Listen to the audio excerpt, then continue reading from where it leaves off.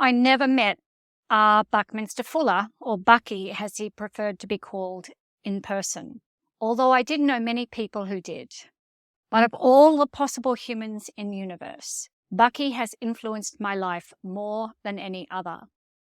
This article is not about the man and his history, which you can quickly discover through Wikipedia and his many books and articles, but about his influence on my life and why that might be relevant to you, and why his work is ever more relevant to humanity 40 years after his death.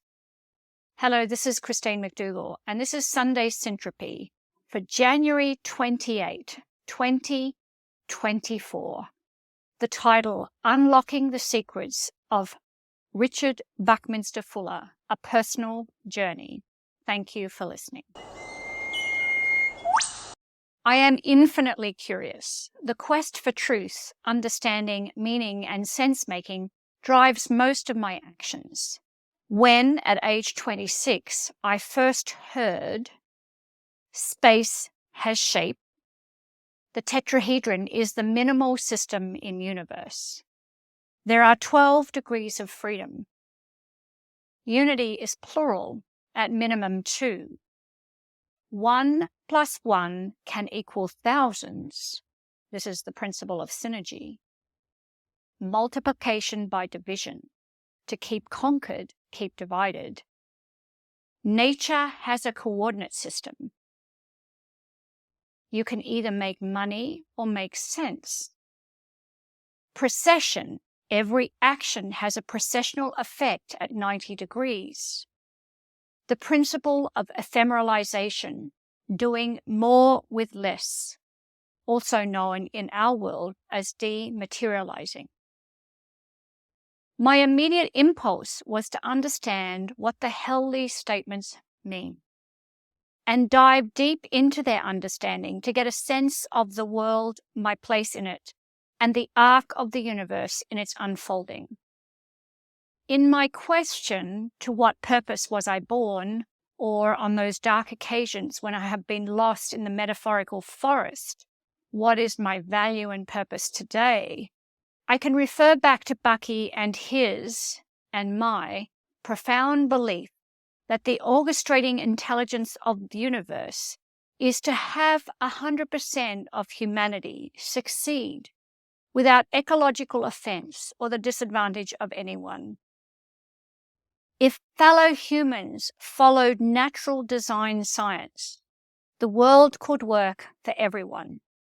There would be ample life support for all of humanity, and the game would be infinite. Not win-lose, but win, win, win, win. But, and there is a but, that depends on us, on every single person acting with integrity. It is no easy life path.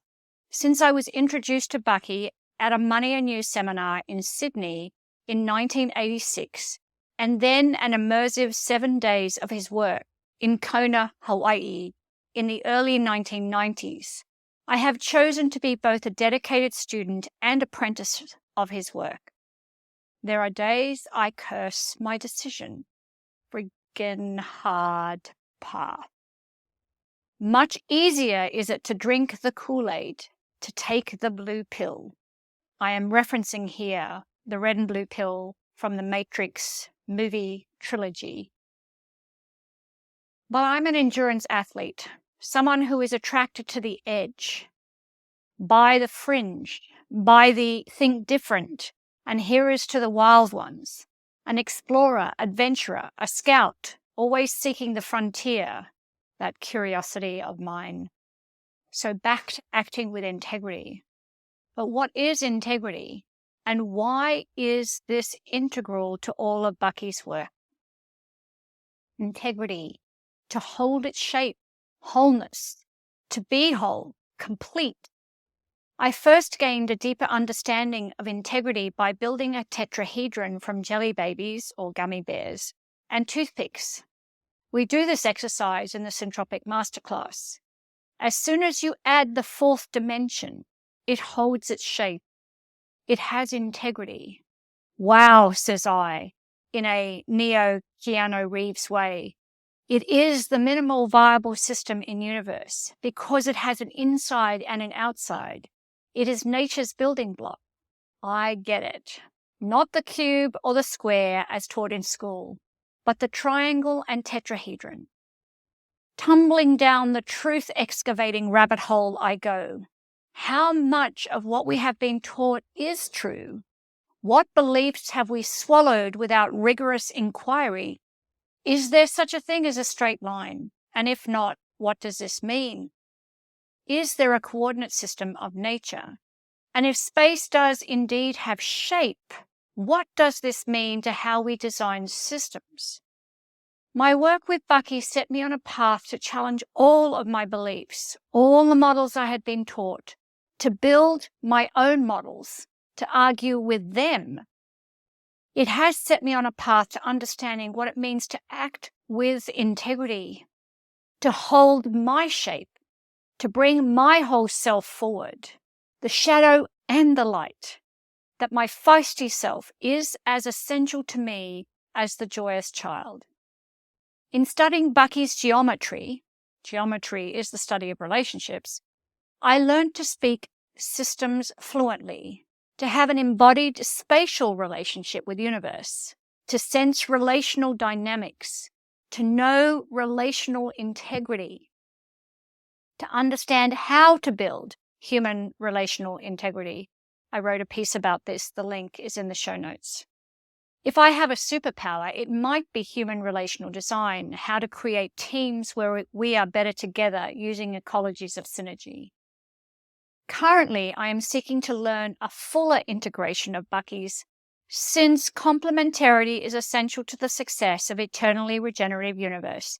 The phenomenon identified as the opposite of positive cannot be negative, nor can it be bad. They are both good for the universe. This is an extract from Critical Path, the opening page. I am asking myself, what does this mean to all we hold as bad in the world? Bad in parenthesis. And this is what I love about Bucky. He was, first and foremost, a model builder, not a theoretician. Argue with the model, he would say. I have argued with his model for years, but the argument stops for me each time I commit to building them for myself. When I need to dig deep to get off my knees when life feels hopeless, I think of Bucky, who in 1927 considered the all-in cost of a barrel of oil. From Earth creating oil over billions of years to our extraction, transport, refining, use, the result of this use, rising CO2, the ecology of the atmosphere.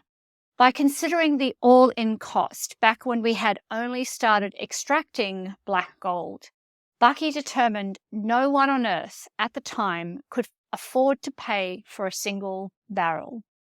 If only we oh-so-smart humans had considered the all-in costs, we might have looked to solve our energy issues another way. To be comprehensively considerate, to start with the universe first. This is what universe asks of us. This is the principle of synergy. It is one of the many generalized principles, which are principles that are true in all cases, that Bucky spent his life identifying. Principles that make up nature's coordinate system. On the challenge side, when I have cursed my apprenticeship to Bucky, it is around this statement he made. We either make money or we make sense. Money has rarely been a prime motivator for me. It has always been a processional effect, a byproduct. At age 32, Bucky, seeing himself as a business failure and owing money to friends and family, attempted suicide. As he was wading into the waters of Lake Michigan, he heard the words, "This is not your life to take." He decided instead to commit ego suicide and to dedicate his life to serving 100% of humanity. He wanted to demonstrate that if he did what was spontaneously arousable within him, for the highest good, for the highest number of people, universe would provide for him. He would not need to, in parenthesis, earn a living.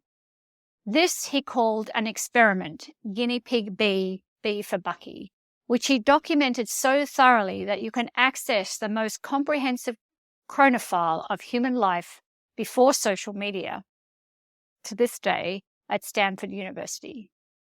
Here I find myself, 35 years after being introduced to the work of Bucky, working at the edge and immersed in the world of the red pill, now throwing myself ever more entirely into service of humanity's well-being, a steward to a different geometry than the world of Bucky's physical architecture.